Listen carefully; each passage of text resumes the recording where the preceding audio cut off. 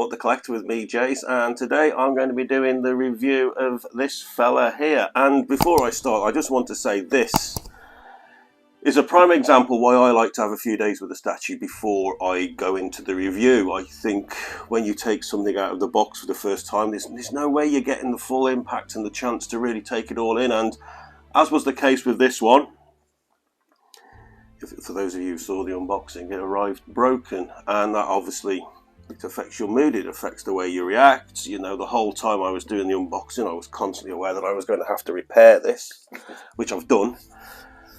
On the subject of that, before we get too off on a different tangent, I just wanted to let you all know that somebody else contacted me within a day or two of my doing my unboxing. They've also received this piece. Theirs was broken as well, in exactly the same area. These points on the shield were broken off. Now, unfortunately, I've put all the box and packaging away, but I was able to play the video back, and I'll put a still image up now of what I noticed when I took the lid of the polystyrene lid off the box. There looks to be potentially an area where the polystyrene packaging is maybe a little too deep, and there looks to be an area, I've put a red circle on it, which looks to be what has broke these points off. The fact that somebody else has received this statue and got exactly the same breakage, you've got to ask the question that it's obviously the packaging that's done it. So now I emailed Prime One with images and a link to the unboxing video. Now, I've heard nothing back, but there is a procedure you have to follow, which is actually on their website, which in all fairness I didn't do. I'm still a little bit annoyed that they've not even sent me a courteous reply, which is, I think, a bit unprofessional. I'm not impressed with them at all for that. However, the person that messaged me with their breakages obviously followed the right route, and they did reply to him, albeit it was oh, let us know how you get on repairing it. No sort of compensation or anything. So I'm going to email them again, going through the proper route as best I can, because you have to take a photograph of the breakage with a piece of paper with today's date and your issue number and everything else on it. Obviously, I'm not going to break these off because I've actually managed to repair it quite well. Quite well. I just need to get some paint, but I'll go all handheld in a bit and show you closer up on that. But anyone that's got this piece coming, just be aware that this does seem to be a running occurrence at the moment, unfortunately. So I'd be interested to hear if any of you others who get this piece, whether you've suffered the same breakage. Anyway, moving on from that, I have to say, literally, because some people were messaging me when I put the unboxing video on, and that evening, literally an hour or two after having had him up there on display, I really started to mega appreciate just how good this piece is. I don't want to go too in depth now, because I'll do a roundup at the end of the review. But I will say this to start off with: this piece is significantly better than both the Aragorn and the Lurtz piece, in my opinion. I'm quite pleased to see that Prime One have done seemingly a much better job on this than what they've done with the previous two. I personally love the pose. Now I've got it here, I think the pose is fantastic. It's dynamic. He's really eye-catching when you come in the room. You know, I love the pose with the bow and everything else, but like I say, I'll go more into this as we go round it. But yeah, I am exceptionally pleased. And just another one, which again I'll go into more detail shortly. The portrait's weird because, you see, from here it doesn't look like Orlando Bloom, but then you go at a different angle and it does, and it's like when he's over there, because I've got him displayed over there and I sit on the sofa there, it looks really good at a distance. I don't know, maybe Orlando Bloom doesn't look like Orlando Bloom when you're really up close to him. I don't know, never met the guy. But yeah, it's strange. It's a strange one on the portrait. It's not as accurate as what the Aragorn one is, in my opinion, honest opinion. It's not as accurate as that. But strangely, it still looks really good. And I'm finding it difficult to find a way to explain that better than that. But the people who will get it will probably understand more. But, right. Time to stop waffling. I'm going to go handheld now and we'll work our way around this piece because there's quite a bit to get through. Let's go. Okay, I'm going to start off with the base area. I like what they've done with this. It's different to all the others. The gold effect around there is quite striking. I being picky, I suppose, in places, I don't know if it's coming out, but in places you can see that they've missed it, especially around the edges and all that. But again, essentially, I'm being quite picky there. But overall, I do like that design around the base. It is striking, it does stand out, and certainly from a distance, it does look really, really good. I suppose I'm just getting to be a little bit fussy, but to be honest with you, having got the 2 or 3 wetter pieces that I've got, especially the Escape Off the Road, I'm now exceptionally fussy when it comes to what I know can be done with both sculpt and paint applications. So the Berserker sword here, there's 3 on this base. This is the largest one of the 3 even. Not really a great deal to say. It's no worse or rushed than what the one you get with Lurtz is. Personally, like I said on the Lurtz one, I think it could be done better, but you know, it's okay. It's okay. I really do like the work that they've done on the steps here and the brickwork and all that. Again, for anyone who does paint, they know that this dry brushing technique is pretty basic. It's pretty easy to do, but you know, with the loose rocks that they've put on here and the overall effect of it, I'm really impressed with it. I say I really do like what they've chosen to do here for Legolas. For me, it works really well. Moving around to the other side, we've got the Uruk-hai severed head here. The blood effect going down the steps is pretty good, and I don't knows whether we need it or not, but I must admit, with that arrow going through the eye hole there, showing the accuracy of Legolas, I suppose, and with the arrow sticking up when he's displayed and I look over, that arrow sticking out, it is eye-catching. It does another thing that pulls you in. And again, continuing down, overall the base on this, I like it. So here on the other side we have the other fallen Uruk-hai, again with Legolas's arrow in his neck, echoing back to the film. Of course, he tells them where the weak spots are. But it's all done very good. It's very nice. But do we need this amount of detail on the back of the base? Personally, I don't think we do, because unless you're going to pose this on a turntable, you're just not really going to see it, to be perfectly honest. So it's all done very well, but I feel it's unnecessary. So it's hard for me to really get overly excited about this Uruk-hai on the back. I'd rather they hadn't bothered with this and maybe reduced the price, or taken time, care and attention elsewhere on the statue. Okay, here are the other 2 swords that I mentioned. And the one, I don't know if it's coming out on here, is actually stuck into his arm there, which it's all fitted in very nice. Again, they've gone to quite a bit of work here on this Uruk-hai. I mean, look at the chainmail. The chainmail really jumped out at me at the level of detail and attention. But again, it's a shame because this is on the back and you're just not really going to see it. So I appreciate that they've gone to all this. It does look super cool with that arrow on his neck. All the arrows that come with this Legolas piece, by the way, are actually metal with a polystone flight end. But they are really, really, really good quality. They really are good quality. And they do add, it's amazing how these arrows protruding out here, there and everywhere, they really do add to the piece. I really do like that they've done that. Okay. So I don't want to dwell too much on the Uruk-hai figure at the back. We'll move up actually, because why we're here. Because I've got to say, Prime 1 do flowing cloaks absolutely superb. Now I don't think at this angle you're going to get the textures on that, so I'll go more into it on the other side, but look at all the ripples and the flowing effect.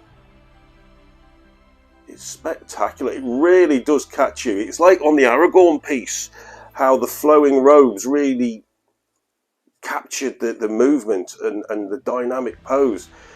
Never more so than in this. It really is superb work. Superb work. Prime One are very good at doing these sculpted capes. They really are. And for me, this here, the quiver, and these fighting daggers, and Legolas's hair actually, are spectacular. I'm trying to get in without this blurring so you can just see. Look at the level of detail on that. I hope that's all coming across. That is magnificent. That is magnificent. I'll just show you if I can. I hope the light's coming out on this. But even on the top of the fighting daggers, they've put like an ink wash on there to give like the effect of sort of the, you know, the brass or coppery tipped ends of those, the way it changes sort of colour on the top. Superb. These arrows are all flexible, so you can sort of gently bend them straight because of the way they're packaged. They are packaged well. They've got foam and a plastic bag over them to protect them. And just look at the detail at the back of his hair here. This is fantastic. All sculpt. Look at that. I have to say, from what I've seen on images only, the level of detail and sculpt on this quarter scale piece by Prime One looks to me to be on par with what Infinity have done on their sculpted head half scale. I really am blown. Look how it wraps around that fighting dagger perfectly. That really, this is so frustrating, because why can Prime One do something so well and then fail in other areas so spectacularly? So frustrating. There is actually, you can't tell, or maybe you can, there is like a glittery effect in this hair which gives it a shine, and almost like, because, you know, elven hair, and they have done something. There is like another texture on top of the paint that they've put in to give it this. It's more apparent at night. I noticed it when I was looking around into one evening. With the light on my phone, I was having a look, and it really stood out then. But it really is spectacular. It really is. And I say, this flowing cloak and this quiver here and the fighting daggers is an absolute triumph of work by Prime One. Really is. Okay, moving on back. Okay, so here are the 2 points of the shield that broke. As you can see, as you're looking at it, the right one I've repaired, and you can't even tell. Unfortunately, the left one, because of the chip of paint that came off, I'm left with that slightly obvious chip mark, and there's obviously a pin in both those spikes. So I'm going to have to try and paint over that just to mask it a little bit, but otherwise pretty straightforward repair, but not really the point. While we're here, we'll look at the detail on his boots. Look at that. You see what I mean? They've done so well with in fact, the general detail and sculpt on Legolas as a whole is a complete triumph. Look at the detail on that boot. And again, you go into the textures of the cloth on his leg. Look at that. It's bang on. It really is bang on. Moving to the front now of Legolas, again you've got the flowing movement here on his jerkin. They've even got the gold patterns on his undergarment there, whatever that would be called, I don't know. I know it looks cool.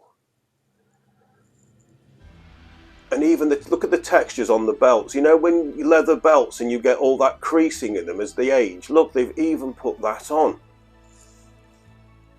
And then you've got his sword, which again is done pretty good. It's pretty good. See that flowing effect on that cloak now from there. Look at that. That is honestly so good. Now coming up to, again, to the jerk, they've got the textures and everything so spot on. You've got the brooch there, sorry, if you can just see that through there. Same on the Aragorn one. They've got the detail and sculpt and the colouring exactly on. The detail on his wristbands again is fantastic, and even on the inside of the wristbands, is that coming out? Can you see all the straps and everything on the wristband there? It's done so well. And again, note the textures on his shirt. It's fantastic. And the detail on the bow. Oh, it's not going to pick that out, is it? It's trying to pick out. I don't know if that's coming out or not, but I'm trying to hold it so you can see the detail on the way. But also, it's not, I don't think it's coming out on here, but they've also done subtle shading on the hand as well. So they have paid attention to paint applications in certain areas. Moving over to the portrait, which is always a bit of a bone of contention. You see, from here, it doesn't look bad at all, does it? It doesn't look bad. I know it's not there, it's not quite there for Orlando, but when you're coming really close, it doesn't look like it at all. But when you move away a bit, for me, it's mostly there. Well, it's certainly not a bad likeness, but up close, it doesn't look right at all. And it looks to me, can you see that there? The eyes, they're now following the arrow much better. Do you remember, I don't know those of you saw the early images of this, he was like looking at the ground. He wasn't looking down the line of the arrow at all, whereas now they have corrected that. He is pretty much looking down the line of that arrow perfectly. I'm trying to hold that at an angle so you can see. Personally, overall, I'm really impressed with this. Right, I'm going to wrap this one up now, guys, because I don't want to spend hours and hours going on about it. Okay, so there we go. For me, overall, this is something of a triumph by Prime One. I'm being totally honest with you. I'm really impressed with this piece. Obviously, it has its flaws, the breakages, and I think we're going to see more of them. I hope we don't, but I think we are.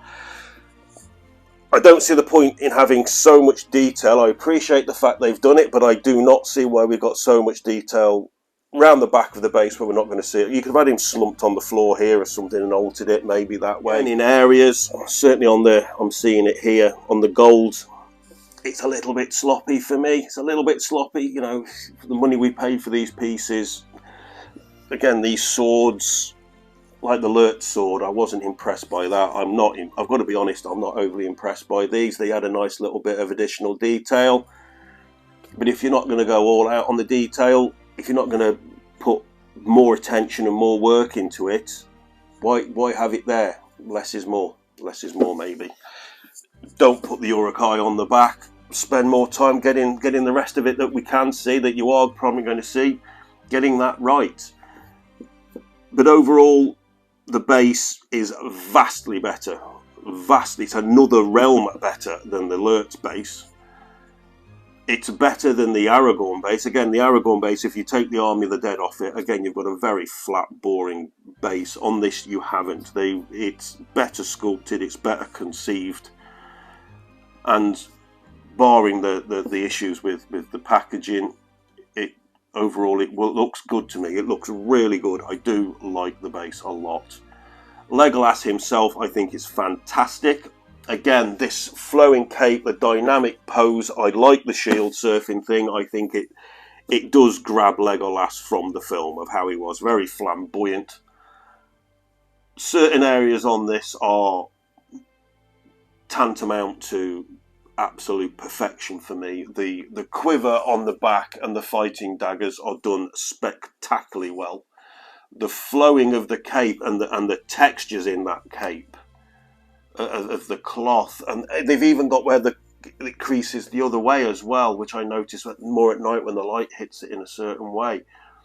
It's just done superbly well, and it adds so much dynamism to the pose and to the effects. They've sculpted the hair magnificently. They really have. And I don't have an issue with the portrait. I want to be able to say it's a completely crap representation of Orlando Bloom, but the weird thing is, up close, it doesn't look like him, but you go a few feet away and it does. To me, it does.